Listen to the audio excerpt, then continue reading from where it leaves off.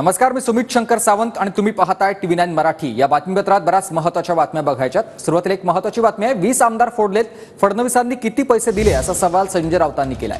फडणवीसांना अटक करा, ईडी सीबीआयची चौकशी करा अशी मागणी देखील संजय राऊतांची आहे। सच्चे असाल तर शहांनी पहिली चौकशी फडणवीसांची करावी असं आव्हान संजय राऊतांनी अमित शहांना दिलंय।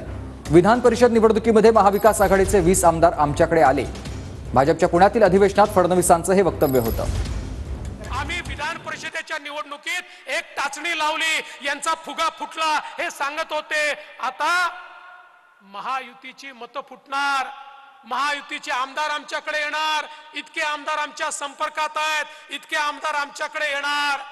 अरे महायुतीचे सोडा, तुमचेच 20 आमदार आमच्याकडे कधी आले तुम्हाला समजलं नाही? हा फुगा फुटलाय। तुमचा भ्रष्टाचार, तुमचं मुळात पक्ष आणि तुमचा सरकार भ्रष्टाचारातून आलेला आहे। पैसा फेको तमाशा देखो। देवेंद्र फडणवीस म्हणतात 20 आमदार फोडले महाविकास आघाडीचे, चिंचोके 2 फोडले का? अटक करा देवेंद्र फडणवीसना। गृहमंत्र्यांना भ्रष्टाचार नको आहे ना?